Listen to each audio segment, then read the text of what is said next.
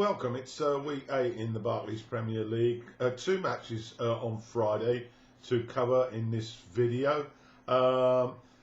First one was a bottom of the table, well, virtually a bottom of the table crash between Brighton and Burnley at the Amex. Brighton, well, they had Ryan back and Maupay up front.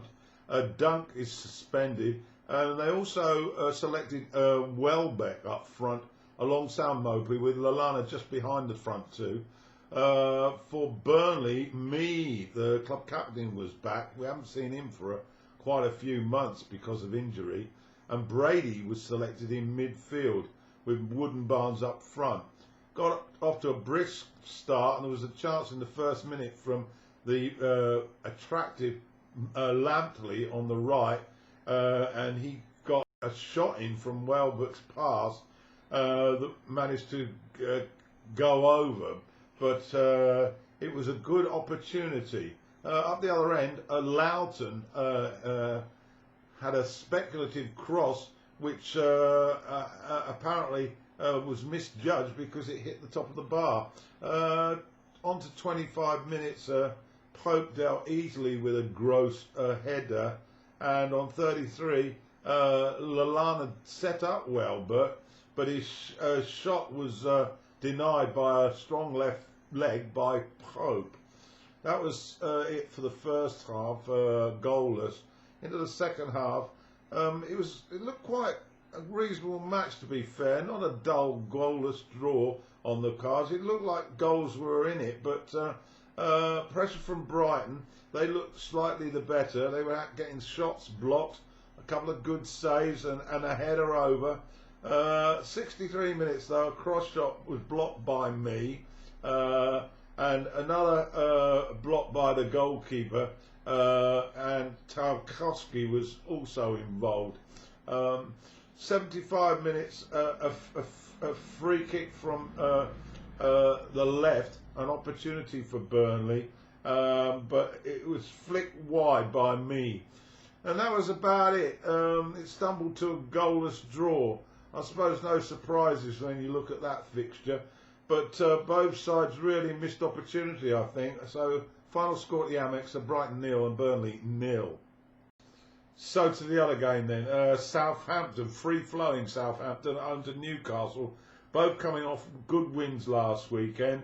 I didn't catch too much of the news of the teams, but I started watching it, couldn't see anything radically different from what we usually see.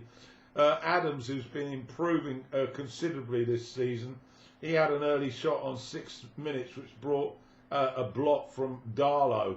A minute later, Walcott managed to get to the byline after some good work by him, and he cut the ball back, and Adams on the volley slashed it into the net.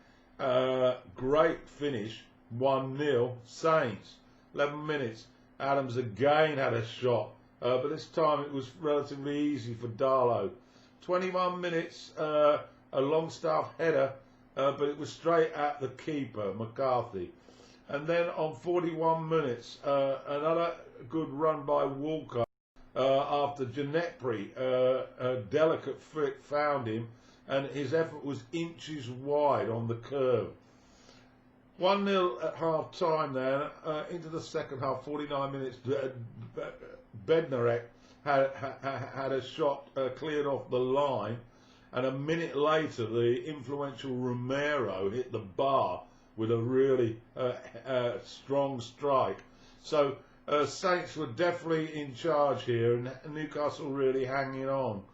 Bednarek's header was blocked by Darlow on 62, and a rare run upfield for Newcastle, but back to Saints, and Lascelles managed to get a late tackle in on Walcott, which prevented his shot in a really potentially dangerous area. Saints deserved more than the 1-goal lead, and eventually on 81 they did get it. It followed a defensive error by Longstaff, and the ball managed to get to Armstrong, and he created a yard of space in the box and then his left foot shot hit the corner, and deservedly Southampton had gone 2 up. And that was how it finished. A pretty comprehensive performance by Hasenhutl's Southampton. They're looking a very, very good side at the moment, and they also, as a result of this win, went top of the table. Yes, for all you Saints fans, they are now at the top of the table, only on goal difference, and of course Liverpool yet to play. But a fantastic run by Hasenhüttl after those early losses, those first 2. They really are looking a force to be reckoned with.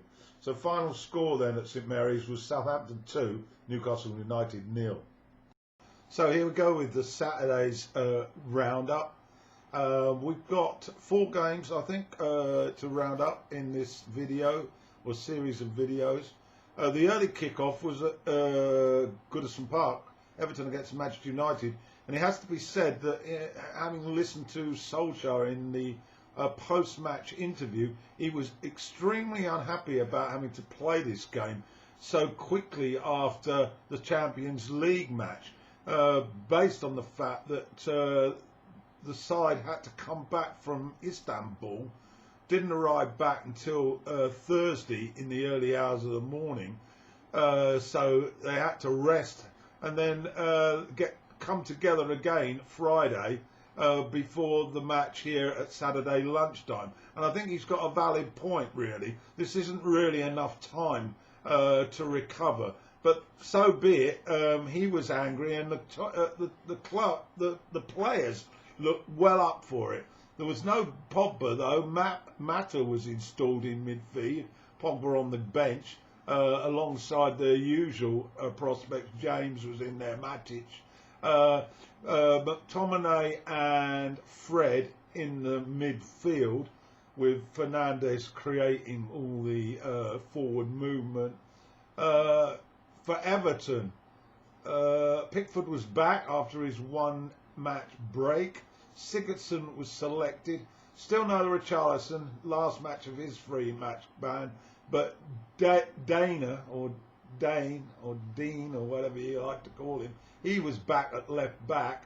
Holgate, we hadn't seen him virtually the whole season. Long injury for him. And there's a nice motorbike. James was back, as was Coleman. Into the action then, 5 minutes.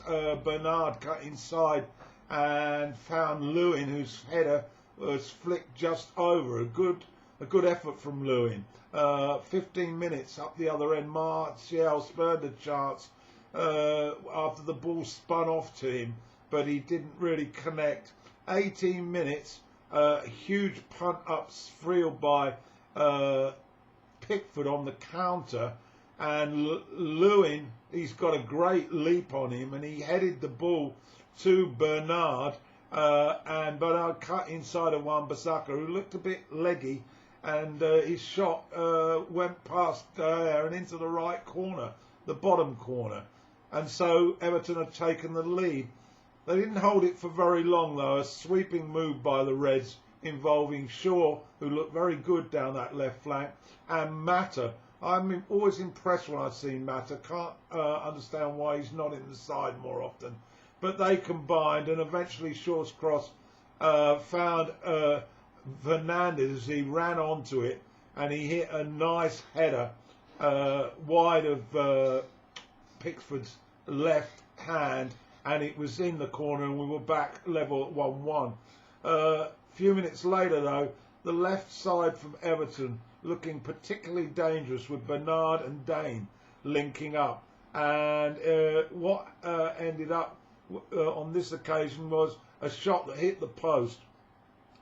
32 minutes, though. Another sort of counter-attack from United. Rashford involved, and he clipped the ball into the danger area. Fernandes was certainly, sorry, I got that completely wrong. Fernandes clipped the ball into the danger area, and Rashford was running in. He jumped up for the ball. We weren't quite sure whether he got a touch, but it deceived Pickford and skimmed in off the post. Again, Pickford's left-hand side, and it was a goal. So United had turned things round 2-1, and in fact it's been given to Fernandes. So that was his brace. 36 minutes, Martial had a chance to make it even more profitable, but he was offside, but his effort was easy for Pickford. So 2-1 at the break. Into the second half then, an early incident involving Maguire and Pickford following a free kick from Mata. Pickford appeared to basically flap at the free kick. The ball popped down off his hand. Maguire went for the ball, and then Pickford managed to get a touch to the ball, but also a lot of Maguire fell down in a heap. But VAR had a look at it and decided no action. So a little let off there for the Toffees. The Toffees weren't actually doing a lot. James didn't look his usual self, but quickly Dane, who still looked the most impressive, he received a rather heavy challenge from Maguire, who got away with it. 71 minutes counter-attack, Rashford put through, and his effort, his strike, managed to clip Pickford's legs. Good save by Pickford, it has to be said. From there on, Everton were pressing, but to be honest, nothing really sort of clear-cut. Iwobi came on for Sigurdsson, and Pogba came on with Cavani for the Reds. Martial and Mata relieving them. And we got to 91 minutes now, and there was a half chance for Decore, but he managed to scoop it over. Some good work by Coleman on the right. And then right in the dying seconds, a swift counter-attack by United. Fernandes was in the right place as usual. A deft pass to the incoming Cavani, and Cavani skipped it in the right corner of Pickford's goal. It was his first goal for the Red Devils, and it confirmed a 3-1 victory. So a lot of relief for Solskjaer, it has to be said. The press were out to get him. There was threats of him, if he lost this game, he might well take the walk, particularly with lots of noise about Pochettino. But he came out of this game with a victory. He was very, very critical, as I said, about the fixture congestion, but also lots of applause for his team. And a poor performance really again from Everton. They've now lost 3 in a row. So that early season spark seems to have drained away. Final score then at Goodison Park: Everton 1, Manchester United 3. To Selhurst Park then, Crystal Palace at home to Leeds United. Both sides have had a pretty good solid start to the season. I noticed Klein at right back for Palace. He has played a few games, but I haven't mentioned him. Of course, he had a few seasons at Anfield, but didn't quite make it there. Eze was in midfield for Palace. There's a lot of talk about his talents. Batshuayi and Cahill were on the bench for Palace. Ayew restored up front with Zaha. For Leeds, Alioski was in at left back and Costa, but it's still without that Rodrigo because of COVID. 11 minutes, a whipped in corner from Palace, and Dan rose above everybody, and his header was far too strong for the floundering Meslier, and that was 1-0 for the Eagles. 16 minutes, the equaliser. Bamford ran on to a flick pass, and he managed to scoop it over Gaeta, and there was a lot of debate about this one as to whether it should stand, and my highlights weren't very clear, but it became evident that eventually goal stood, but level for not very long, it has to be said. On 21 minutes, Eze with a free kick hit an absolute scorcher into the left corner, in off the bar, and Palace were back in front. 41 minutes, a speculative cross down the left from Van Aanholt after Zaha had set him up, and he had a wicked deflection of Costa which deceived Meslier at his near post, and that went in, and that was Palace's third. The second half rather fell away a bit. Leeds not really able to respond. They've been a bit shaky recently, but Zaha eventually on 69 put in Ayew, and he slotted the ball wide of the keeper, and that was 4-1 for Palace. That's how it finished. A very comprehensive win for Palace, and Hodgson was very buoyant at the whistle about his side's performance. And so the final score in itself as part was Crystal Palace 4, Leeds United 1.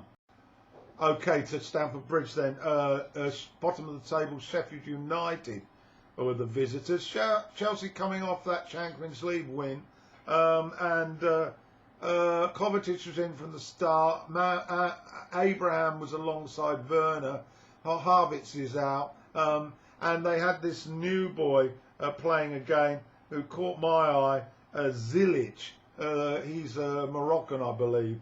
But it didn't start that well for Lampard's men. On 8 minutes, McGoldrick flicks the ball home after Baldock was cute on a short corner, and he fed the ball to Berger, who swept it into the 6-yard box. And McGoldrick was a little quick for the defenders and clipped it home. So that was 1-0 for the Blades. 21st minute, another shot from distance for Sheffield United, but Mendy was handled that one pretty easily. But then minutes later, Kovacic involved. He looks a class act. Surprised he hasn't been in the side really. He got to the byline and fed the ball to Abraham, who was waiting near the penalty spot, and he hit it into the ground, and it went past the keeper, and that was 1-1. A few minutes later, Werner hit the bar after a free kick on the right came to him, and then another incident from the left, this time from Chelsea's right, and it was that Zilic who managed to get a wicked cross to the far post, and the defence made a right hash of it, as did Henderson. It's Ramsdale now. Henderson's back at Old Trafford, and Chilwell nicked in to poke it home, and that gave Chelsea the lead by 2-1. After that, Ramsdale had to be alert to deny Chilwell another goal after some good work once again, fed Zuma's header, but it remained 2-1 at the break. Into the second half then, Kovacic 46 minutes on the break, and an important challenge by Basham denied the Serbian. He blocked that ball away. 53 minutes, Reece James with a free kick forced some very quick action from the keeper, who managed to push it wide. But he couldn't do much about the header from Thiago Silva on 76 from a free kick from the right, and it was that Zilic again. He can really put in a dangerous cross, and that was 3-1 for Chelsea. Well, Chelsea were in complete control now, and 3 minutes later, Werner latches on to a bit of amateur defending, it has to be said, and grabbed Chelsea's fourth. And that was about it. Strolled to the final whistle.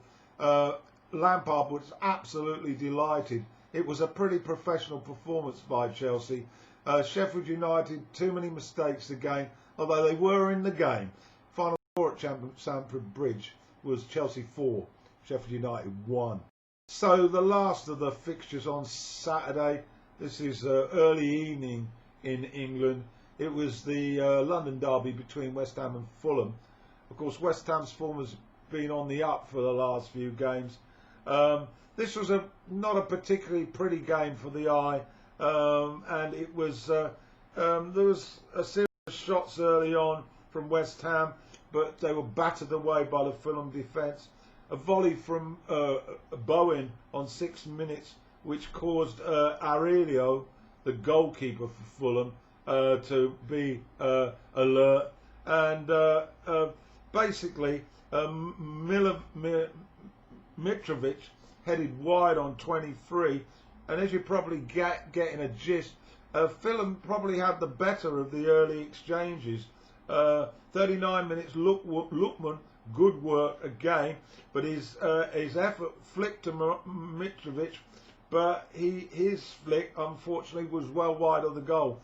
So goalless at the break. A second half, Creswell had a shot which was clipped away. There was a strike from Bowen on 51 minutes from 30 yards that was blocked and went wide. And Souček came on, and then we got to added time, and Souček made the difference. A bit of a hash in the Fulham defence. Souček managed to get hold of the fumble, so to speak, and struck it sweetly into the net. And it looked like West Ham had got away with this with a 1-goal win. But amazingly, on 94 minutes, a clumsy challenge in the box by West Ham, and Benrahma was the culprit, and Kearney fell down. Penalty awarded. Lookman stepped up, and he tried to do one of those audacious little dinky chips, but unfortunately Fabianski was standing there, and he just picked it up, and Lookman hung his head in shame. Final whistle went. Fulham had really thrown away a point. Final score then at the London Stadium was West Ham 1,